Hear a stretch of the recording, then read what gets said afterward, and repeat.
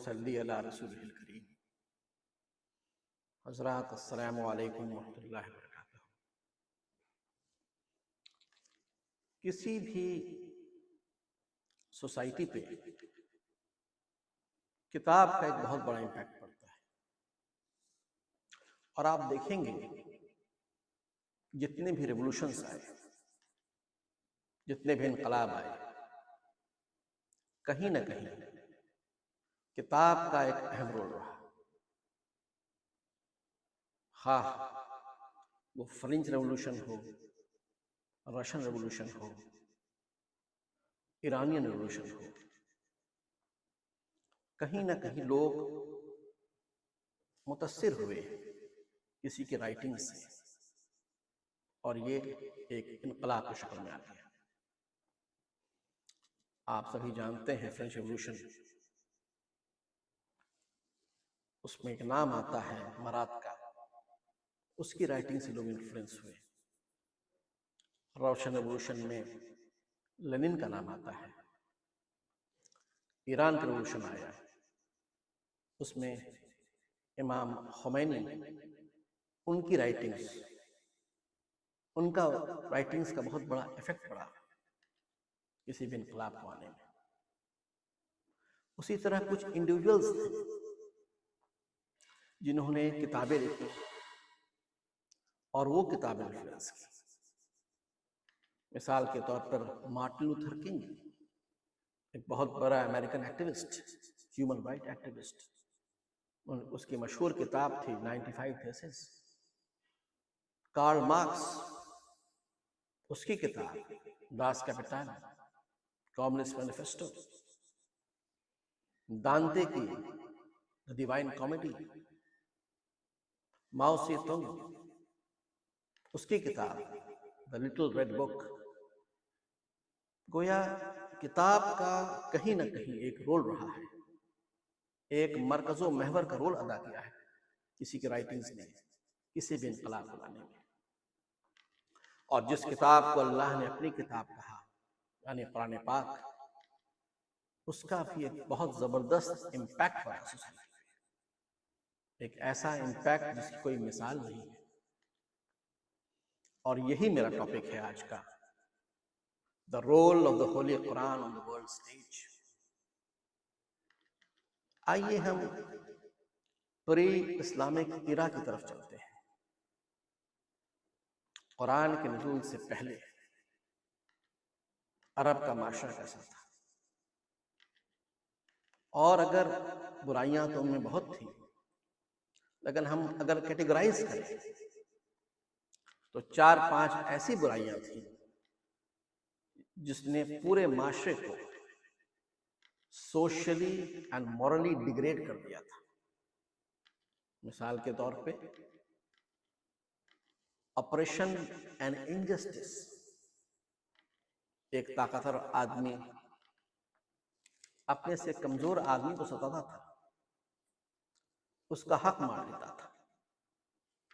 Social evils, alcohol, adultery, gambling, शराब पीना, जुआ खेलना, जिना, ये उनके महफिलों में आम चीज बन गई थी। गुलामों के साथ बदतरीन सलूक, उनको जानवरों से बदतर ट्रीट करना। उसी तरह फीमेल इन्फेंटिसाइड्स, नो इनहेरिटेंस, जिंदा बच्चियों को दफन कर देना। कितना संगीन जुर्म है ये। कुरान पाक ने इशारा किया है इसकी तरफ, और पूछा जाएगा उन बच्चियों से कि किस जुर्म में उनको सजा दी गई।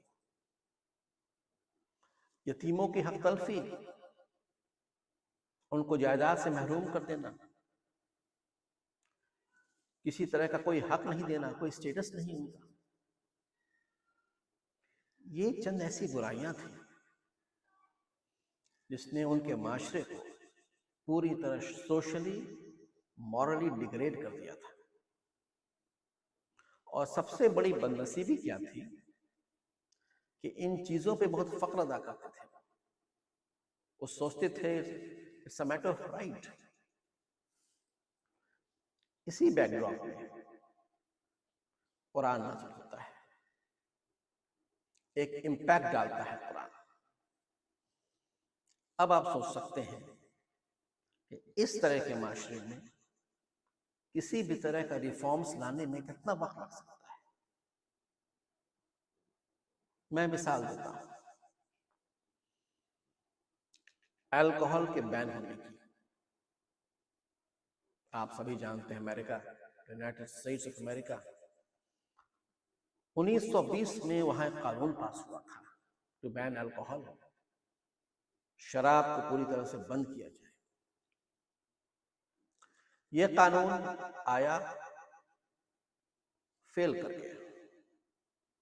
उसकी 13 साल बाद 1933 में फिर यह कानून आया, शराब की पाबंदी कानून, फिर फेल कर गया। सोचिए, इतनी बड़ी ताकत अमेरिका, इतना रिच सुपर पावर, इतनी बड़ी लॉ एनफोर्समेंट एजेंसीज एक कानून को नाफिज नहीं कर पाई। और उसकी बुनियादी वजह यह थी कि वहां के माशरे ने, वहां की सोसाइटी ने इस चीज को आउटराइट रिजेक्ट कर दिया, कबूल नहीं किया। ये कुरान पाक का मौजज़ा है कि सूरह मायदा की एक आयत में कुरान ने अल्कोहल को हमेशा हमेशा के लिए बैन कर दिया। और जितने भी लोग उस वक्त ईमान लाए थे, सब ने इस हुक्म को एक वक्त तस्लीम किया। ये मौजज़ा ही है कुरान पाक का, एक सोसाइटी पे कितना इम्पैक्ट डाला कुरान पाक ने। इसी बैकड्रॉप में कुरान पाक होता है। और वो अरब का माशरा जो सोशली मॉरली डिग्रेड हो चुका था, कुरान के नाजिल के बाद जो लोग ईमान लाए हैं, उनकी जिंदगी को पूरा ट्रांसफॉर्म कर दिया, चेंज कर दिया, बदल दिया। और वर्ल्ड स्टेज पे एक ऐसा इम्पैक्ट डाला जिसकी कोई मिसाल नहीं होती। पूरा अरब माशरा ट्रांसफॉर्म कर गया। अब देखिए कि क्या इम्पैक्ट पड़ा इस किताब का। सबसे पहले ब्रदरहुड एंड इक्विटी की बात आई कि आपस में सब लोग भाई भाई हैं। अमीर और गरीब, छोटे और बड़े के फर्क को खत्म किया कुरान पाक। सोशल इविल्स, जैसे मैंने पहले बताया, अडल्ट्री, अल्कोहल, गैम्बलिंग, ये सारी चीजें जो उनके महफिलों की शान हुआ करती थी, कुरान ने सब चीज को बैन किया, हराम करार दिया इसे। उसी तरह पीस एंड जस्टिस,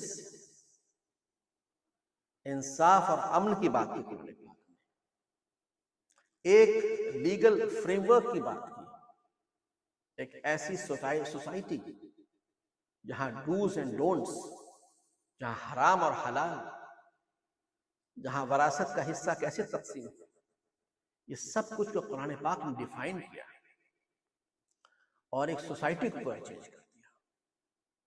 और ये बहुत ही चंद सालों में हुआ। ये खुद अपने आप में मौजज़ा है। अब मैं एक और एस्पेक्ट की तरफ आता हूं, वो है the intellectual and the scientific impact. आप सभी जानते हैं, एक वक्त आया जो अल्लाह ने हमें रूज़ दिया, हिजाज से लेकर के कुर्तबा तक हमारी हुकूमत रही। The golden age of Islam कहते हैं उस हुकूमत को। बड़े बड़े writers, Islamic scholars, philosophers, scientists पैदा हुए in the field of art, in the field of philosophy, in the field of mathematics, medicine, surgery, astronomy, algebra. क्योंकि मैं एक सर्जन हूं तो अपने ही फील्ड के चंद नाम लेता हूं कि देखिए इन लोगों ने क्या इम्पैक्ट डाला सोसाइटी पे। सबसे पहला नाम बहुत बड़ा सर्जन कासिम अल ज़हरावी, इब्न सीना, इब्न नफीस, इब्न हैतम,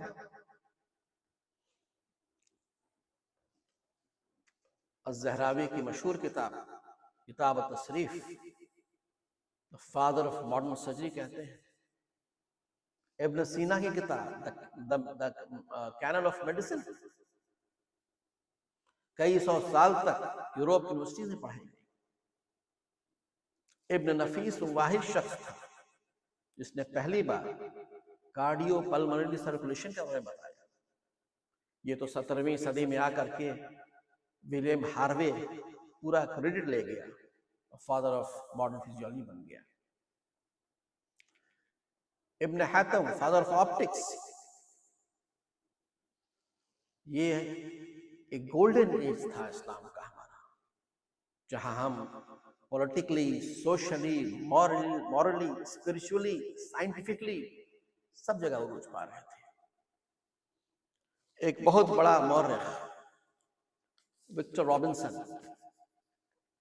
अपनी किताब द हिस्ट्री ऑफ मेडिसिन में कुर्तुबा को कंपेयर करता है द रेस्ट ऑफ यूरोप से, और देखिए कितने खूबसूरत अंदाज में वो लिखता है। मैं कोट कर रहा हूं, जिस वक्त यूरोप गुरूब आफताब के बाद तारीकी में डूबा हुआ था, कुर्तुबा बेशुमार चरागों से रोशन था। जिस वक्त यूरोप गंदगी में मलूस था, कुर्तुबा ने हजारों हमाम तैयार कर दिए थे। जिस वक्त यूरोप जानवरों की खालों से अपना जिस्म ढकता था, कुर्तुबा रोजाना अपना जेर जामा बदलता था। जिस वक्त यूरोप कीचड़ में पड़ा हुआ था, कुर्तुबा की गलियों में पुख्ता सड़कें थी। जिस वक्त यूरोप के महलात की छतों में धुएं के सुराख हुआ करते थे, उस वक्त कुर्तुबा के मकानात शानदार अरबी फन और तामीर का नमूना पेश कर रहे थे। जिस वक्त यूरोप के अशराफ अपना नाम तक नहीं लिखना जानते थे, कुर्तुबा के बच्चे स्कूल जाया करते थे। यह है विक्टर रॉबिन्सन, जो अपनी किताब द हिस्ट्री ऑफ मेडिसिन लिखता है। उसी तरह एक और बहुत बड़ा मौर्ख जॉर्ज सल्विया, वो अपनी किताब Islamic sciences in the making of the European renaissance लिखता है। जो लफ्ज रेनेसांस है मैं बताऊंगा आपको इंशाअल्लाह इसके बारे में कुछ। वो लिखता है, मैं कोट कर रहा हूं, कि इस्लामी तहजीब और शकाफत पर साइंस की उम्मी तारीख पर लिखी हुई बमुश्किल कोई ऐसी किताब होगी जिसमें इस्लाम की साइंसी रवायत की अहमियत को और उस साइंसी रवायत की आम इंसानी तहजीब और शकाफत की तरक्की और तोसी में अदा किए गए रोल को बयान न किया गया। कितने खूबसूरत अंदाज में खराज तहसीन पेश करता है जॉर्ज सल्विया अपनी किताब Islamic sciences in the making of the European renaissance.